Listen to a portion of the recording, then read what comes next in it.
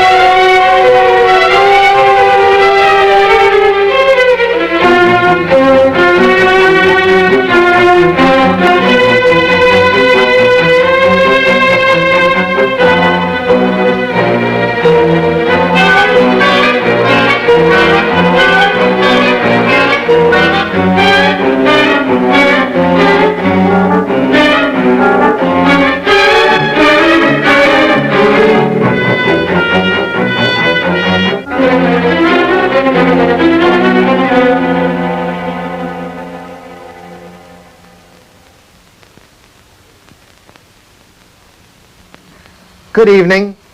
You know, when the producers of this motion picture first asked me to work with them, I'll have to admit that I was quite a bit reluctant. The reason being that what they had intended to do was to take what purports to be a true story and hire a professional screenwriter to make an exciting and interesting screenplay. Well, I was very opposed to this because over the years I felt that there's already been too much absurd material printed and filmed, for that matter, about a subject matter that I think should be taken quite a bit more seriously. You know, after due consideration, I realized that to all but a few of us that 90 minutes of pure unadulterated facts about Bigfoot would be quite boring to say the least. So I would like to present the legend of McCullough's Mountain to you for exactly what it is. And for those of you that are interested in the history of what many consider to be a subhuman creature, I hope I'll be able to whet your appetite without putting you to sleep. While it must be recognized that most of us want more than a steady diet of facts, we have tried to present our story in a light-hearted manner while adhering to the basic facts as well as we know them. Quickly looking at the map, you can see Russia. In Russia, the creature is called an Alma. In Nepal, it is known as Yeti. To the natives of Canada, this wild man of the woods has been named Sasquatch. In the United States, the hairy man-like creature roaming our wilderness and mountain ranges is called Bigfoot, so named for the gigantic footprint that he leaves wherever he roams. There are literally many hundreds of names for this primitive ape man that stalks our earth. Legends and folklore attesting to the existence of a primitive race of men can be found in every part of the world. In the Himalayas, for instance, almost daily sightings of the Yeti are commonplace, an accepted occurrence. The same can be said of many other places, including British Columbia and even our own northwestern United States. Yet, despite the tremendous volume of actual sightings and literally thousands upon thousands of footprints, Bigfoot and all its cousins around the world are still classed by many as non-existent, something to be taken no more seriously than, say, a celluloid King Kong or the Frankenstein monster. For the most part, all these hairy creatures hail primarily from ample, unexplored, or impenetrable forest or mountain ranges, often on the fringes of isolated human communities. And now to begin our story, the legend of McCullough's Mountain, or Blood Mountain as many of the natives are more apt to call it. In the huge thick forest that surrounds the mountain, and perhaps within the mountain itself, dwell huge hairy creatures that walk upright on two legs like you and I. They're not seen for many months and sometimes years at a time, but after a very dry spell or a forest fire, they come down close into civilization. And at this time, the mountain bleeds, and strange and awesome happenings occur in McCullough's Mountain. The local townspeople won't talk about it with outsiders, for to do so would leave themselves open for ridicule. But they know what happens. They all know what happens. And they swear to God it's true.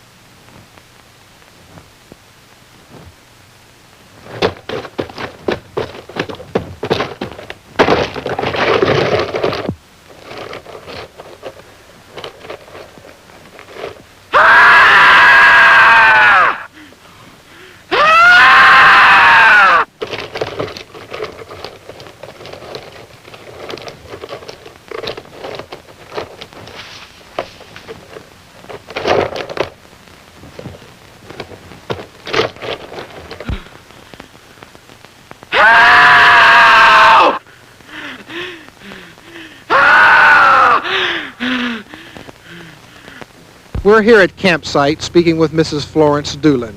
We're going to hear the true story of the Doolin's encounter. Mrs. Doolin, how many years have you and your husband been camping in these mountains? Gee, quite a few years, just as long as I can remember. Now, in all the years that you've been camping, Mrs. Doolin, has anything strange or weird ever happened to you? Not until recently. This recent encounter is what we're interested in. Mrs. Doolin, I would like for you to tell us and tell our audience in your own words what happened. We were driving through the mountains, and we decided to stop and fish for a while. And when we had gotten out of the camper, we looked over in the woods and saw this huge, hairy creature just standing there. A huge, hairy creature.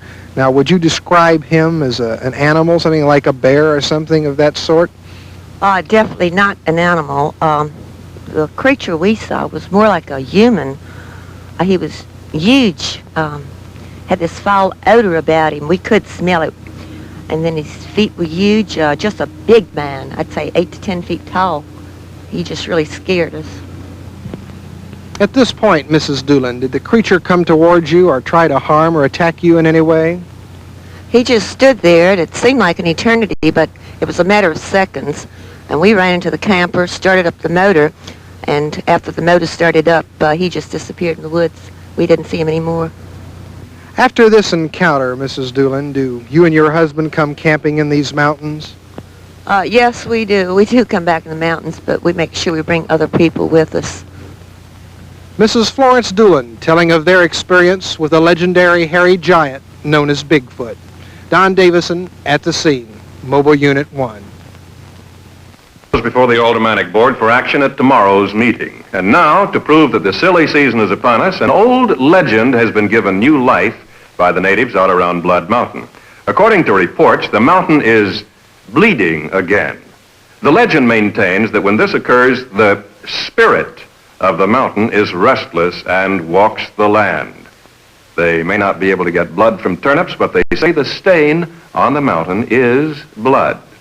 Tomorrow's weather calls for fair and cool. We'll have the complete weather picture after this message.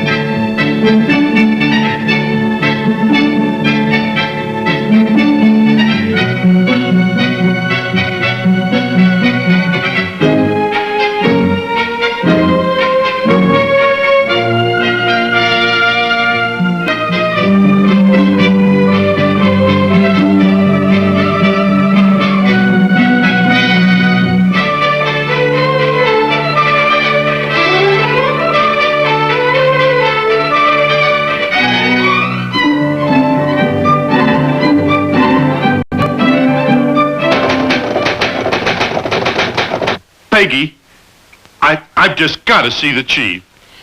Now, Bestoink, you know what happened last time you were in his office? Please, Peggy, I've just got to see him. It's very important. And I'll be careful when I'm in there this time. Please, Peggy.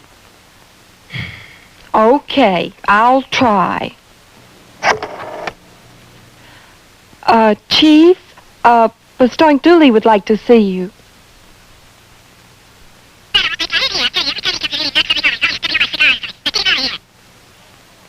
Yes, sir. Yes, sir, I know all that, sir, but he says it's very important.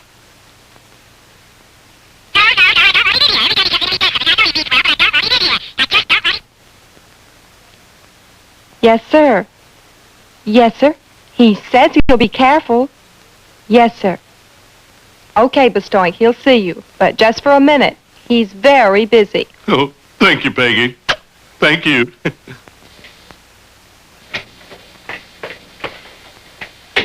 Hold it, Dooley. Now you stand right there and don't move an inch while you talk. And talk fast because I'm a very busy man. Now, what is on your mind? Chief, I know where there's a great story, and I want to cover it. Great human interest stuff.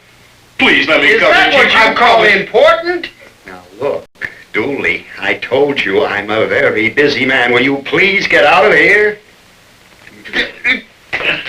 Chief, I've been a copy boy for 14 years now, and you keep telling me that I can do some reporting when the right thing comes along, and this is a great story. I know, Chief, if you... Look here, Dooley. What story is it? It's Blood Mountain. It's bleeding again. I was home watching TV and... Is that what you call a story? The natives have been feeding that guff to the tourists for years. There's no story there. All that talk about blood on the rocks and the monster of the mountain. Listen, Chief. Tomorrow's my day off. I'll go out on my own time, and I'll use my own pencil. Chief, I know there's a story there, and I'll get it for the bullcat. I'm a very busy man. I'm a very busy man. Oh, I'm sorry, Chief. Get out of here, Dooley!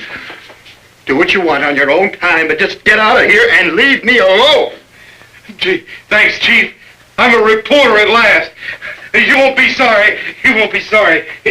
Here, have a cigar, Chief. Thanks. This is my cigar! Oh, I'm sorry. My beautiful Havana. My beautiful Havana. You're stepping on my cigars! Oh! Oh, I'm sorry, Chief. I'm sorry.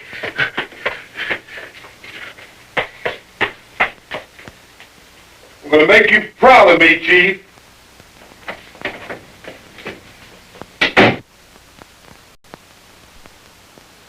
I'm a very busy man. I'm a very busy man.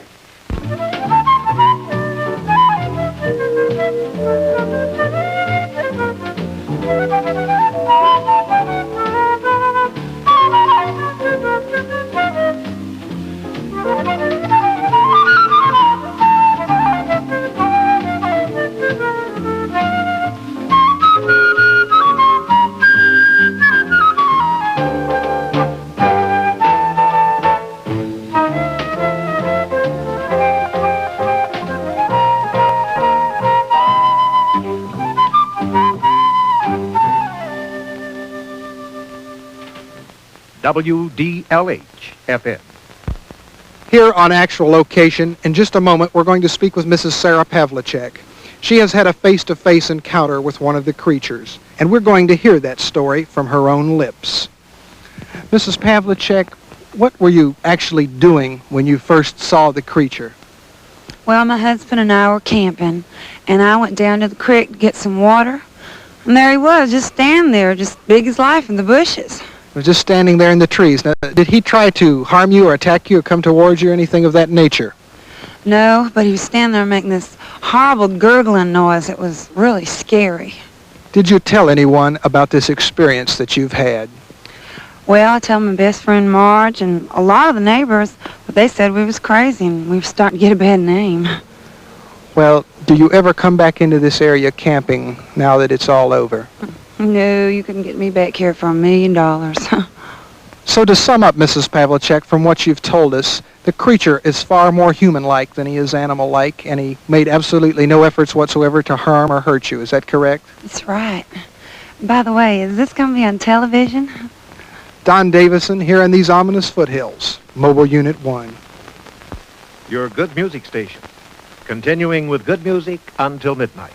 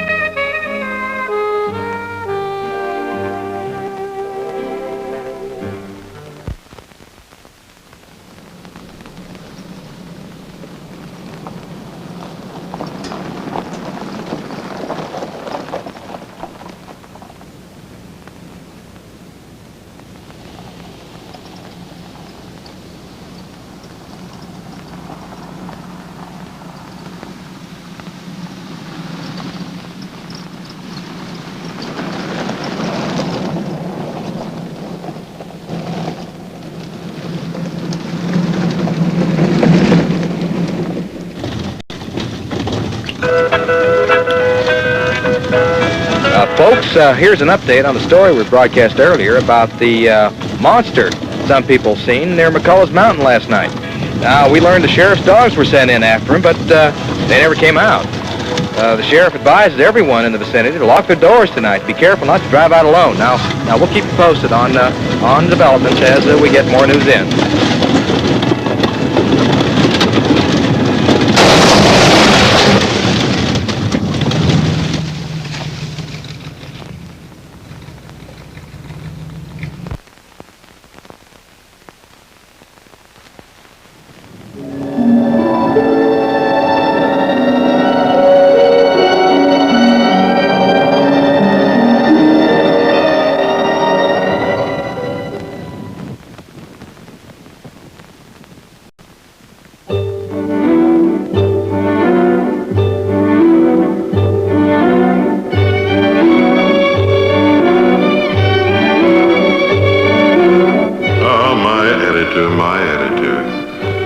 Nothing more than a copy boy without me.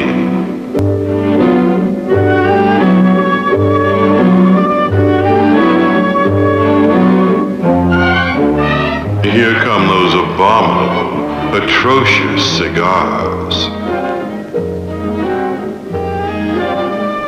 And now, those insipid cigarettes.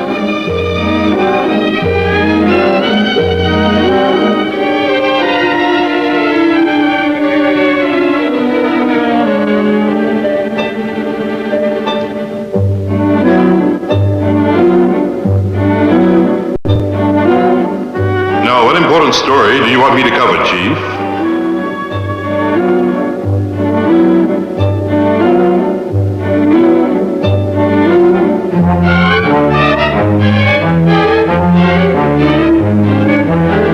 Aha! Blood Mountain. A story worthy of my superior abilities.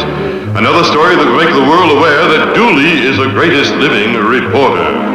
Dooley finds monster Blood Mountain. Blood Mountain monster caught by Dooley. Dooley Blood Mountain Story of the Year. Dooley voted Award Reporter of the Year. Dooley Man of the Year.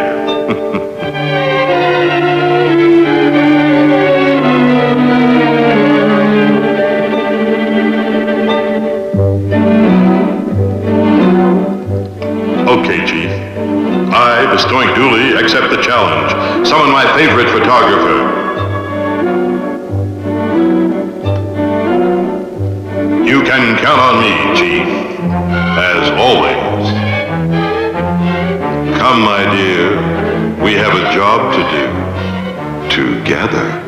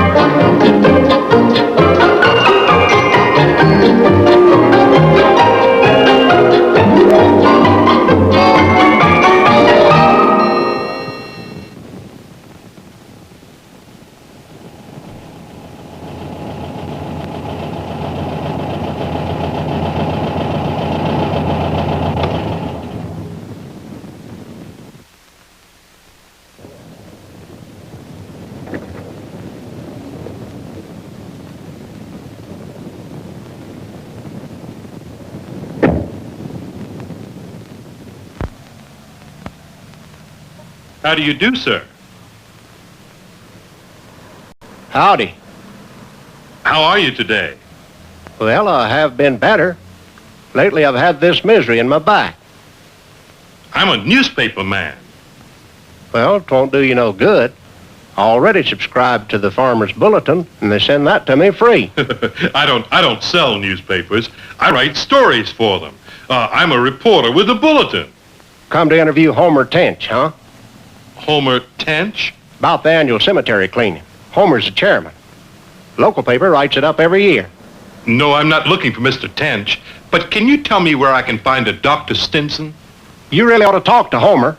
They say this year's cemetery cleaning's going to be the best one yet. Everybody will be there with their rakes and their hose. After we get all the weeds cleared out, there'll be some mighty fine refreshments. Ladies of the church will see to that. I'm sure they will. But what about Dr. Stinson? Who? Dr. Stinson. He's a pure outlander. An outlander? Been coming here for years. Never takes any part in community life. I ain't seen him in church not even once. And he's missed 3 straight cemetery cleanings that I know of. Well, that's a shame. But where can I find him? Well, if he ain't to home, you'll probably find him up there on Blood Mountain. He's always going up there pecking on rocks with his little hammer. Some folks say he's looking for gold, but they don't know the straight of it. They don't? Well, what is the straight of it? Now, if you want my notion of it, that Stinson feller ain't no doctor at all. I allow as how he's a government man, and he's looking for uranium for making them atomic bombs. But he'll be lucky if he don't find something a whole lot worse than uranium. You mean the monster? Exactly what I mean. Say, how come you know about that? Oh, well, it's my job to know the news. You see, I'm a reporter for the Bulletin. Appears to me that you didn't know too much about our annual cemetery cleaning. Well, I do now. But what can you tell me about the monster? What do you want to know about him? Have you ever seen it? Got a glimpse of him once, I think. What did it look like? Well, now, mind you, I didn't get a good look at it. I just saw the bushes moving where it is at. Has anyone really seen it? Sarah Goodlow's grandmother seen it once. Said it was frightful to behold.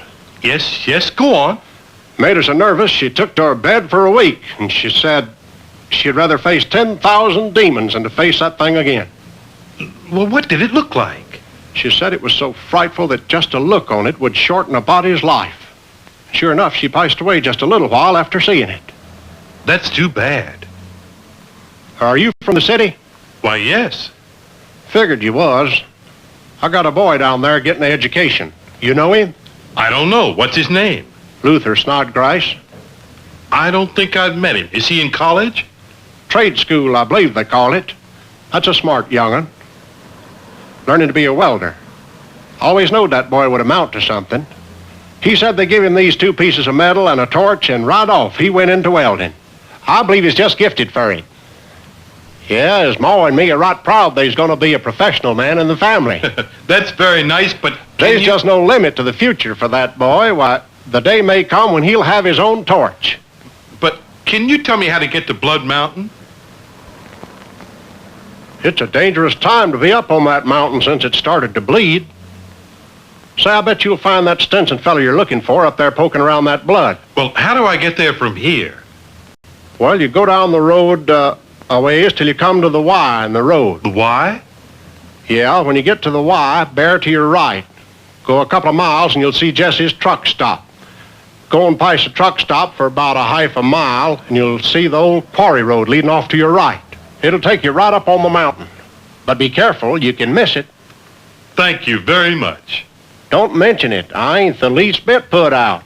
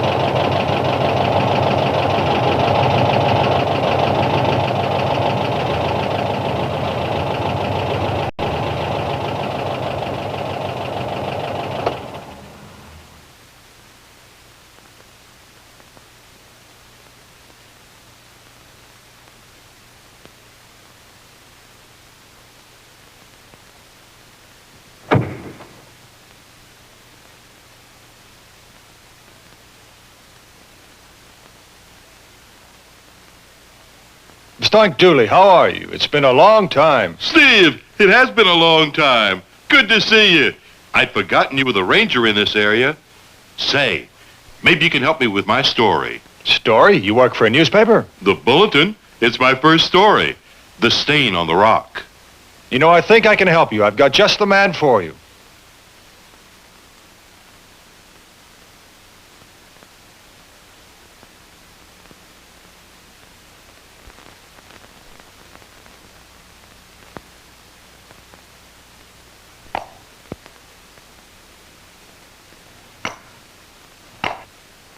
Dr. Stinson, I'd like you to meet an old friend of mine, Mr. Dooley. He's a reporter with the Bulletin.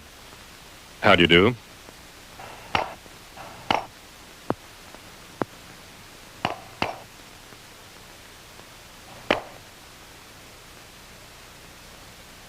May I present Miss Phyllis Stinson Hello, Mr. Dooley. and Miss Ava Renman, Dr. Stinson's assistant. How do you do, Mr. Dooley? Girls, may I introduce Mr. Dooley? Please, ladies, just call me Bistoink. Steve, would you come here a minute, please? Excuse me. Steve, would you mind taking these samples to the lab on your way to town? Yes, I'll do it now. Doctor, would you mind giving Mr. Dooley a few moments? This is his first real job with the newspaper. It's very important to him. Certainly. I understand, Steve.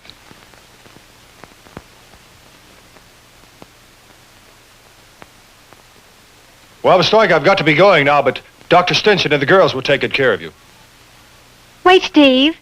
I'll walk to the car with you. Well, Mr. Dooley, you seem to come highly recommended by Steve. I'll be glad to tell you what I know about the mountain, but why don't you have lunch with us first? And then we'll see what we can do about getting you a story. I'd be glad to. Thank you very much. Ava, would you mind riding in with Mr. Dooley and showing him the way? Not at all. Come on, Bistoink. I've been wanting to ride in that little car of yours ever since you drove up.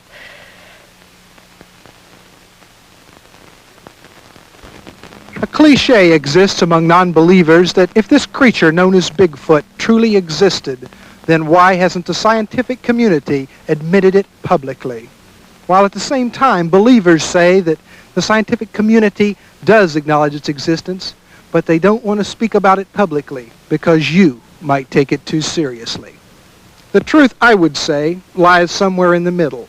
For if there is a conspiracy of silence among these learned gentlemen, it would probably be more accurate to label it scientific caution. For oftentimes, people are far more suspicious of the truth than they are fiction. Where human nature is concerned, scientific curiosity aside, almost everyone immediately gets upset with anything new, especially if it appears to change the patterns of our daily lives. And science, too, has become the victim of economics. Virtually all scientific research is financed by private corporations, financial grants, and the like. And of course, those who pull the purse strings also have some measure of authority over the work and the subject matter itself. It is rare indeed when any such backer is willing to finance a so-called monster search.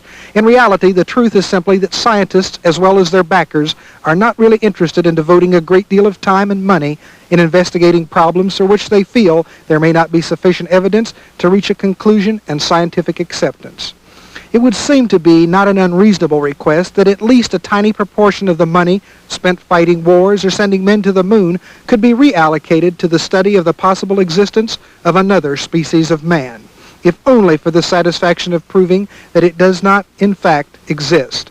One fact seems to be constantly ignored. Ordinary people take the soluble for granted. It is the great insoluble problems that really interest them, such as the Bigfoot.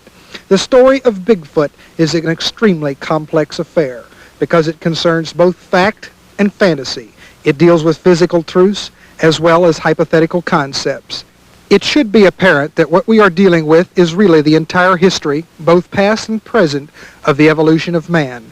Hopefully in time, the whole situation will be removed from the mystery class and simply become a part of physical anthropology.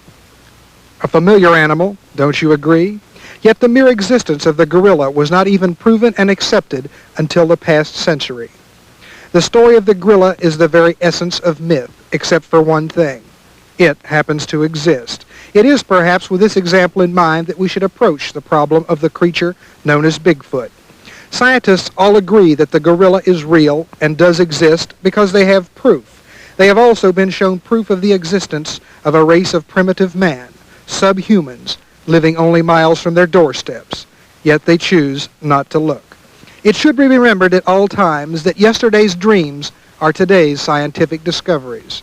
I am in no way trying to infer that science has ignored the Bigfoot altogether. The facts prove quite the contrary. In the mid-1700s, a scientist by the name of Carl Linnaeus gave the name Homo nocturnus to this being, classifying it with man instead of the apes. Other prominent scientists over the years have agreed with his grouping, though many do not approve his choice of names. The close your eyes and it will go away attitude that seems to prevail in our country is not the case worldwide. The Himalayas have been the scene of several scientific expeditions in recent years, completely unlike the scattered, poorly financed, and ill-planned searches conducted in Sasquatch country. Governments have taken a serious look at the situation in the past.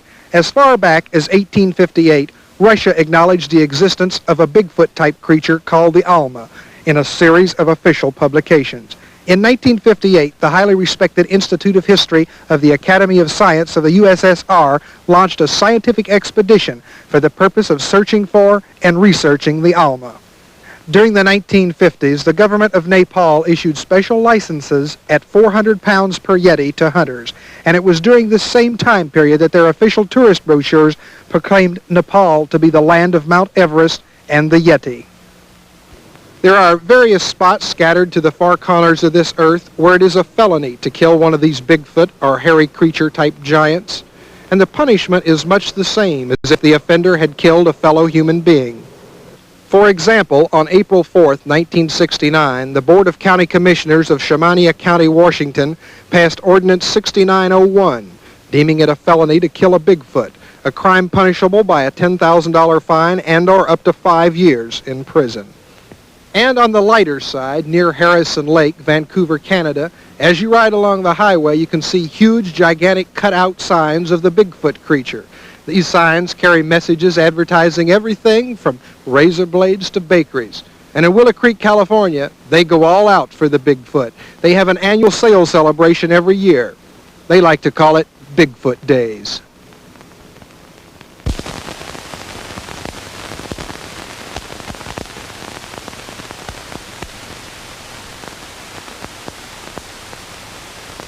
Now, Mr. Dooley, about your story. What would you like to know? Doctor, what can you tell me about Blood Mountain? Could there be a monster? What is that stain? Is it really blood? I mean, can it be possible? First, about the mountain. It is an igneous rock, and its core, like most of the world's great mountain ranges, is composed of granite. Now, this is usually deeply hidden. But here it is exposed and offers excellent study opportunities. I've found a strikingly curious variety called orbicular granite, pockmarked with huge knobs of foreign minerals in a manner... Father, I don't believe Mr. Dooley understands geology too well. Forgive me, Mr. Dooley. Please feel free to interrupt me with questions at any time. I take it you're going swimming? I asked Steve over for a swim. I hope you will forgive me, Bestoic.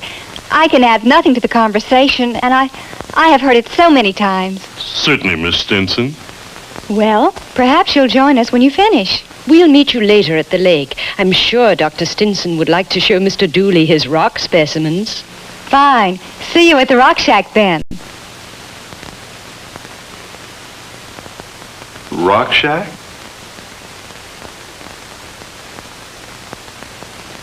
My daughter's referring to the shelter that houses my rock collection. But to return to your story...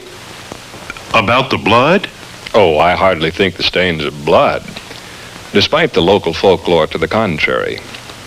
Most rocks you see contain some moisture, no matter how infinitesimal in amount. A rock will sweat. Heat will sometimes release its moisture. You mean the mountain is sweating and not bleeding? Perhaps. Anyway, this is the first time the stain has appeared on the mountain in all the years that I've been coming here. My guess is that it will prove to be some sort of iron oxide stain. Rust. We should know soon, as a matter of fact, to send a sample in with Steve to be analyzed. But what about the monster? Oh, a lot of hogwash. The product of local ignorance and superstition. But I admit it makes a fascinating story. Ava, why don't you tell Mr. Dooley about our local hobgoblin? When I first heard the legend of Blood Mountain, I was completely captivated by it. Care for some more coffee? Yes, thank you. Susan, more coffee, please. Yes, Mom, right away. The legend tells us that the creature comes out of the mountain whenever the stain appears on the rock. In some versions, he comes out to make sacrifices to the mountain. But in all the versions, the victims are always horribly mangled, their hearts torn from their bodies and their blood spilled on the mountainside.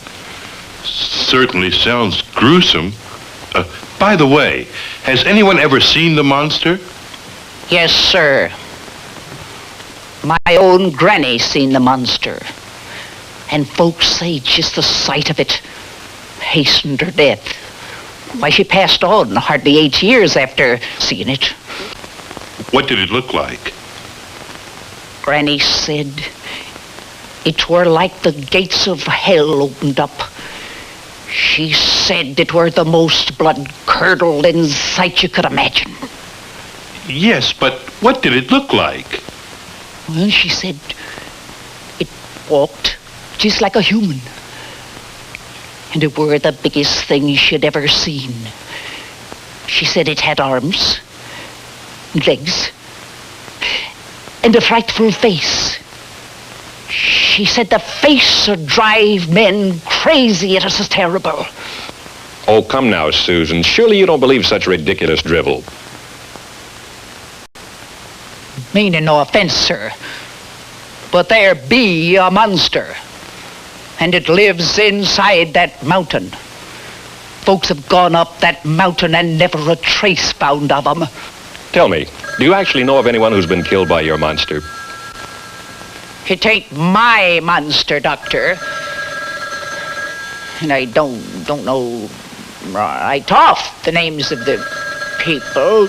Excuse me, the telephone's been a-ringing and a-ringing. Dr. Stinson, is it possible that some supernatural creature could exist on the mountain or in it? Well, I can't say it's possible, but neither can I say it's impossible. As far as our studies of Blood Mountain go, there is nothing to indicate the present or previous existence of any extraordinary form of life. Telephone for you, Doctor. Wouldn't give me the message. Excuse me, please. The local people, like our poor deluded Susan, are convinced there really is a monster. They say there's a cave on the mountain, but we've never been able to find it. If there is one, the entrance is so well hidden that we've yet to find it or the troglodyte. The what? The troglodyte. That means a cave dweller. Oh. You might be interested to know that the legend of the monster is no recent creation. In fact, it seems to go back to the Indians that first settled in this area, and with only a few slight variations, their story is remarkably like the one the natives tell today. Boy, if it really does exist, a cave, a real monster inside the mountain. What a story! Don't be too hasty now. We've only touched on the thought that some form of life could develop. We're not saying or even suggesting that it did. Well, I sure hope it didn't. But what a story. Something wrong, Doctor? That call was from the lab. Seems that our stain is blood after all. Human blood. Blood? But then that does mean a monster.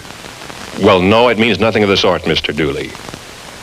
I'm sure that there's a perfectly logical explanation for everything. Yes, I'm sure that everything can be explained. There have been some reports of violence over the centuries of years of legend of this hairy giant, many of which tell of the Yeti or the Bigfoot kidnapping human beings, women in particular. A careful search of the records in Canada will show that there's one group of Bigfoot that seem to have a particular penchant for decapitating or beheading their victims. while in Northern California they seem to be of a much more placid nature. They're content to merely hurl huge boulders at anyone that comes into their territory.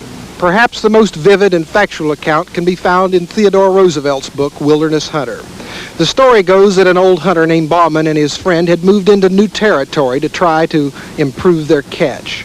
Upon arriving, they set up camp and their lean-to and went out to set their traps. Upon returning to camp, the camp had been totally torn asunder. The lean-to had been torn down, the packs had been scattered, and of course, some of the food had been eaten. This was nothing new to them. They'd been professional hunters for 25 years. So they simply rebuilt the camp and set about to build a fire to settle in for the night. As nightfall fell, they sat by the campfire drinking coffee. They looked through the trees. As the light of the moon glinted, there stood a huge, hairy giant of a figure, and they smelt a very foul-smelling smell. He emitted a blood-curdling cry. They immediately picked up their rifles and shot at him. He turned and fled into the darkness. Needless to say, there was very little sleeping in camp that night. The next morning, arising early, they went to check their traps. Coming back in late afternoon, the same thing had happened again. Once again, the camp had been torn asunder, food had been taken, and they smelt a very foul-smelling smell. They were once again, the tension and the uneasiness was building within them. This night, they built a huge fire with several logs, a bonfire. They sat by the fire with their rifles ready, and as darkness came upon them and enshrouded the mountains, once again, as they stared through the trees, a huge hairy giant stood staring at them. This time, both men fired at the creature, and once again he turned and fled and disappeared into the darkness. Upon arising early in the morning, they decided that the wisest thing to do would be to leave this area immediately. But they decided to stick together while picking up their traps. They stuck together, gathered the traps, but as they were going through the woods, they had this ominous feeling that they were being followed. They saw nothing, but they felt they were being followed. But as the noon sun came upon them in the bright daylight, they began to feel just a little foolish, because they were professional hunters and they had faced dangers just that the ordinary man wouldn't know existed. So they decided to split up and save time. Bauman said he'd go to the ravine and pick up the few remaining traps, while his partner went back to clear up the gear to get ready to clear out. Bauman went to the ravine to get the traps, and upon arriving in the ravine, found that they contained several beavers. It took him some time to prepare and contain the beavers. Upon returning to camp, a tragedy had happened again. The camp had been torn asunder, but this time something else had been added. His partner had been brutally murdered, bleeding profusely with 4 fang marks in his neck. Bauman grabbed only his rifle and ran as fast as he could till he reached the clearing where they'd gathered their horses. He rode and rode and rode, and fear haunted him like the wind, because he knew that somewhere in the black mysteriousness of that wilderness stood a hairy giant of a creature that walks on 2 feet like man.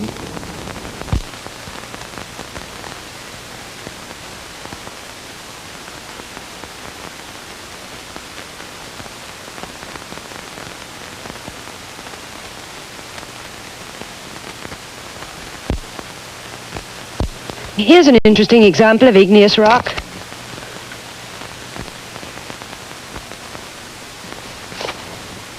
Come here, little fellow. You really gave us a scare.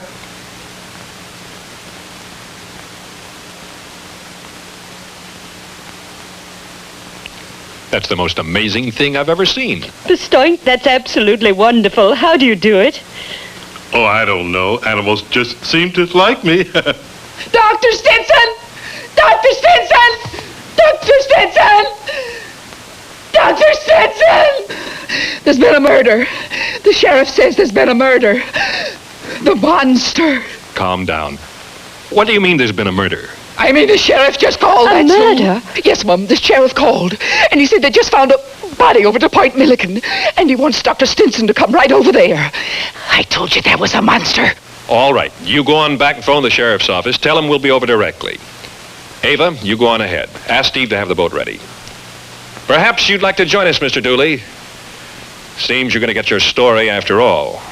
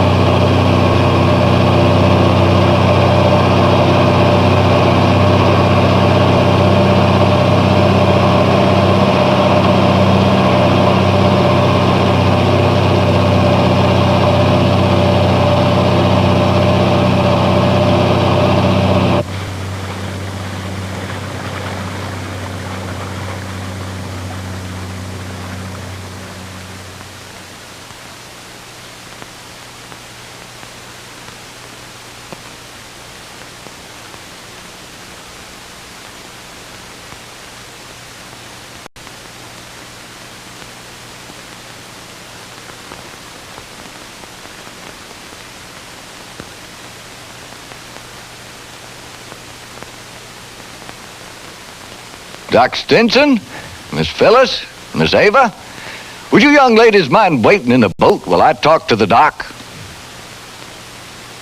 I didn't want the ladies to see what I got to show you, Doc.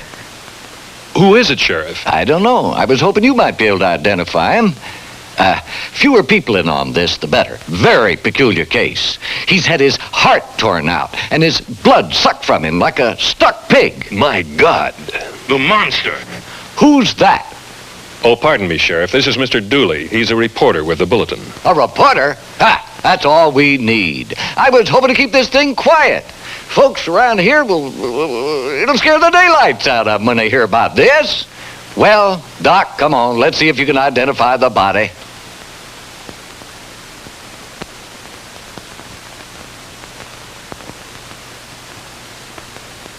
I know him. Who is it? His name is Frank Hoxie. He lives in the next county, but I used to see him over hunting quite a bit.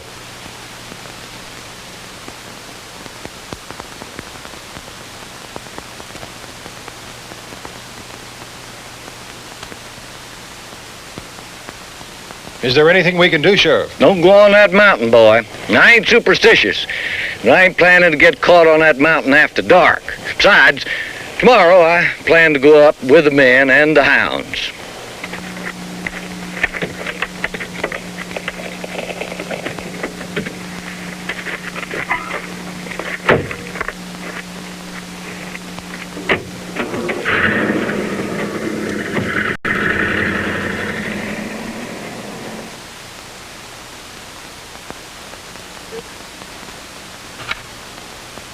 What a story.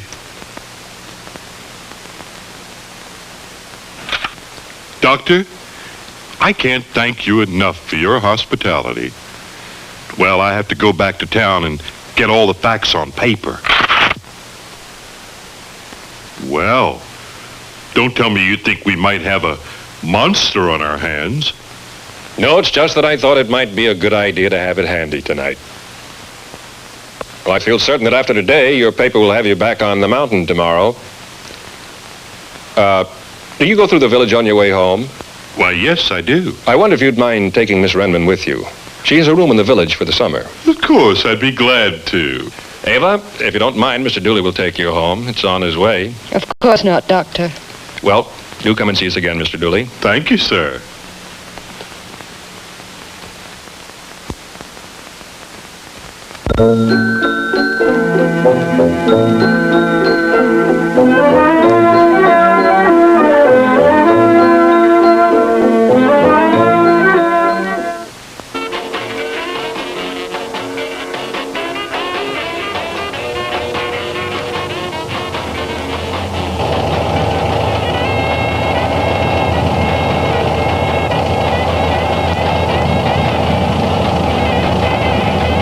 Someone's having a party.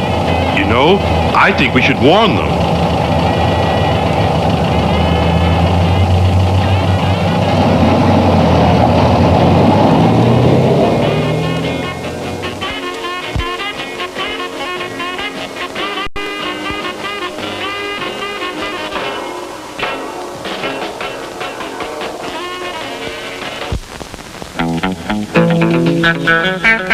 Well, folks, sorry to interrupt that little piece of music we're playing for y'all, but we got a message here from the Sheriff's Department.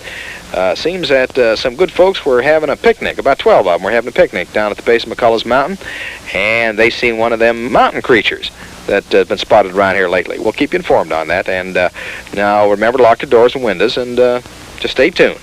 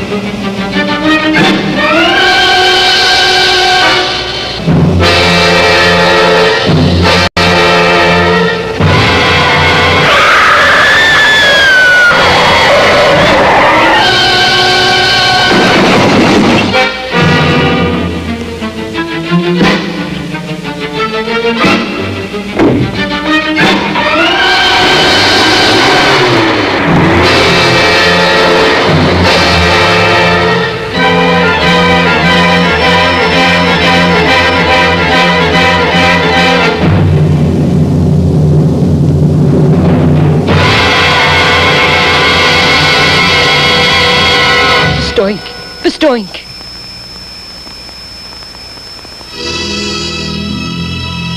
Wake up! Wake up!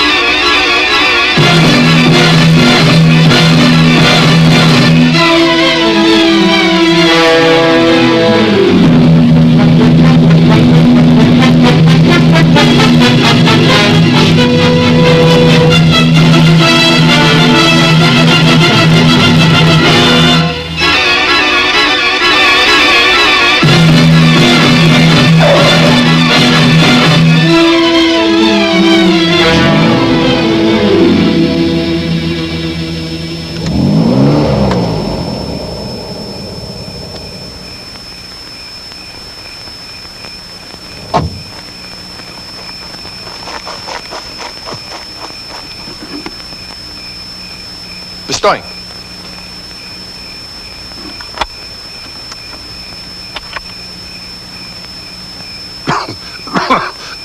Bestoink. What happened? Where's Ava? What is it? What happened? I don't know. I just found you here in the ditch. Steve, it was horrible. It was standing there on the road. I tried to miss it. We saw it, Steve. You mean you saw the thing the professor was talking about? Ava. Steve, it must have taken her. She was with me when we saw it. Steve, we gotta get help and find her. It'll kill her. I've got a radio phone in the truck. Come on, we'll call the sheriff now. Are you okay now? I think so. Good.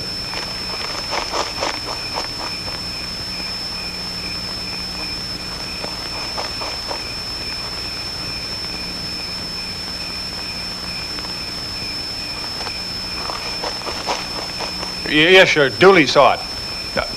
It probably went up the mountain. Yes, right. Yes. I don't think it would go down toward the village, and I just came along the lake road, so it couldn't have gone that way. No, we won't try to go after it alone. Yes, right. We'll meet you at the halfway house. Right. Yeah. How long do you think it'll take you to get there? Yes, right. Yes. Come on, the sheriff's going to meet us on the mountain with men and dogs. Come on.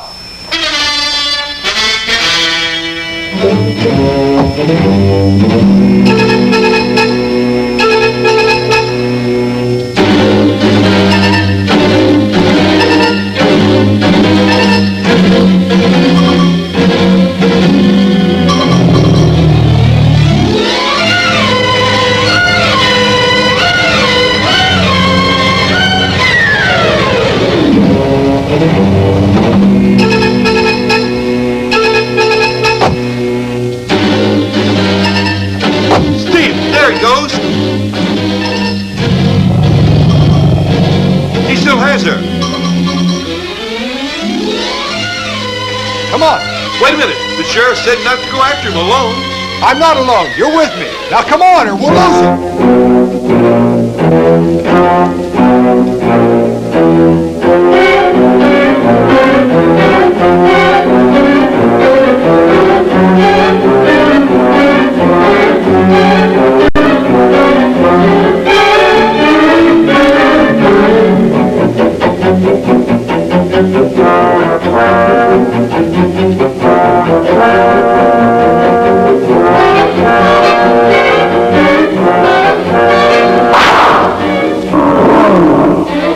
You got him, Steve. You got him.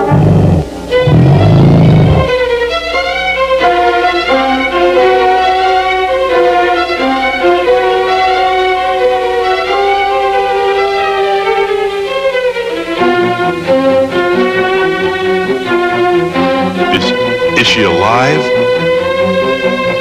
I don't know. We better get her back to the halfway house. I'll take her. You go call the ambulance.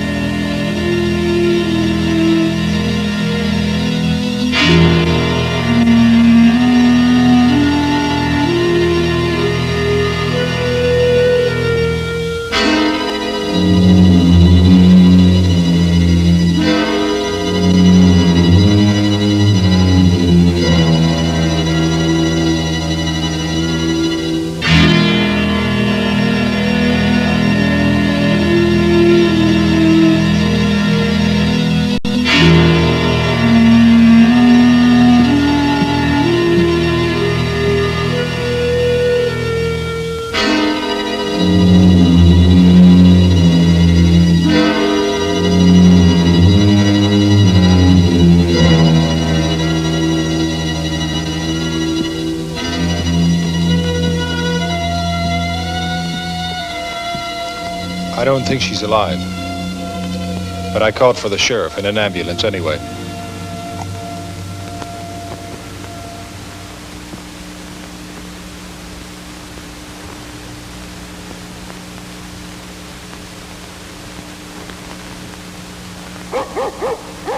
When I came to, there was Steve.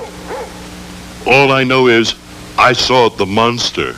Monster. I don't care how it sounds, Sheriff. I saw him too. Right here on the mountain. I even got a shot off at him. That's how we got Ava away from him. Well, I don't doubt you saw somebody, boy. And I intend to find out for myself. Sent for more men and hounds. We'll find him if he's up there. Sheriff, the ambulance is here. Dr. Stinson and his daughter are with them. Phyllis.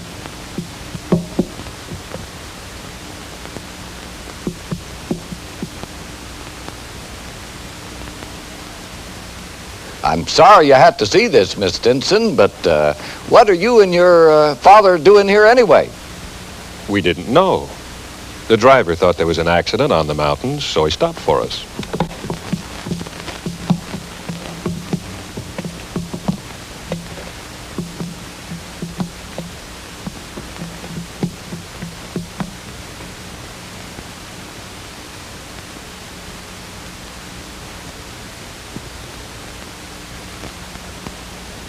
Do they always stop for you? Well, we're part of the mountain rescue team. We always come out whenever there's an accident. We're all ready. Let's go. Sheriff, do you mind if I go along? Glad to have you. You too, Steve. Everybody armed? I'm not. Well, then you just better stay here in the house with Miss Stinson, Mr. Dooley. But without a gun? Just stay inside. We got him between us and the top of the mountain anyway. He won't get through those hounds.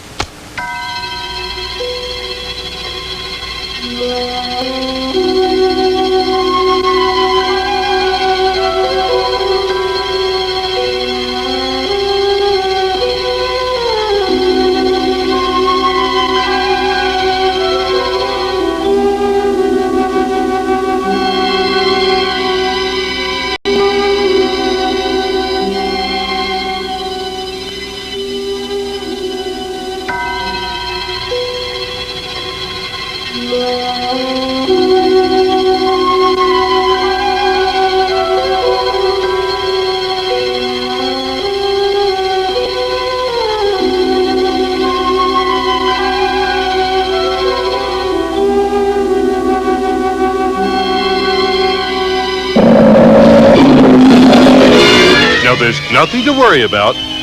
But I think I'll just run out to Steve's truck and see if I can find some sort of weapon. What do you think? Whatever you think, Bestoink, but do be careful.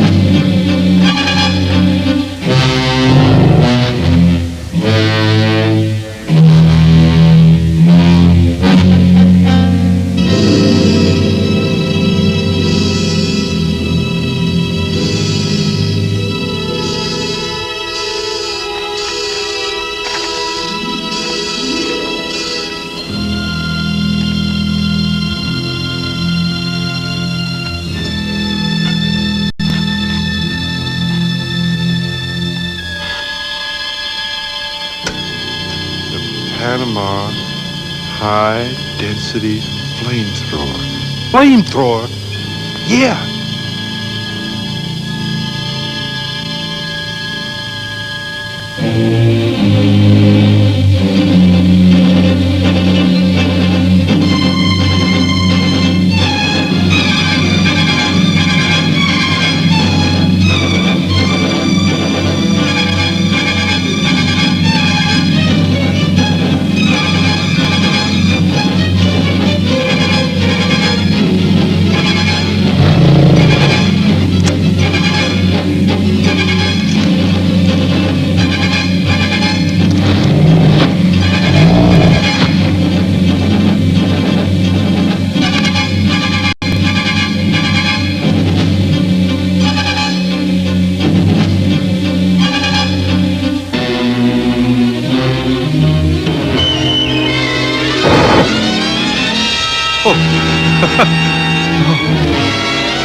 Boy.